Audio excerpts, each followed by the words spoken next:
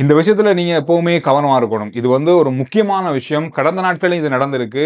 சிகிரியாவுல நேற்று ஒரு 21 வயதுடைய பெண் கைது செய்யப்பட்டிருக்காங்க.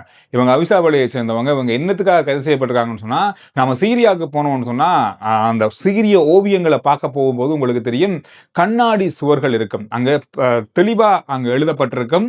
இதுல எந்த விதமான சேதங்களோ அல்லது கை வைக்கிறதோ அல்லது கீறுறது எழுதுறது எதுவுமே செய்யக்கூடாது அப்படின்ற கட்டாயமான ஒரு அறிவித்தல் அங்க கொடுக்கப்பட்டிருக்கும். அங்க இருக்கிறவங்களும் அதான் சொல்லுவாங்க. அது கண்காணிப்பிலும் இருக்கும். இது எல்லாத்தையும் மீறி இந்த பெண்மணி, இந்த பெண் 21 வயதுடைய பெண் அதுல தன்னுடைய பேர் எழுதியிருக்காங்க. இத அவதானிச்ச தொல்லியல் திணைக்கள அதிகாரிகள் இவங்கள பிடிச்சு போலீசாரிடம் ஒப்படைச்சிருக்காங்க. போலீசார் இவங்களை இன்றைய நாள்ல நீதிமன்றத்துல ஆஜர்படுத்தினாங்க. வருகிற 26ஆம் தேதி வரை நீதிமன்றம் அவங்களுக்கு விளக்கமறியல் காலத்தை வச்சிருக்காங்க. மிகப்பெரிய ஒரு தண்டனைக்குரிய குற்றம் இது. இது வந்து கண்டிப்பா நீங்க அவதானிக்கணும்.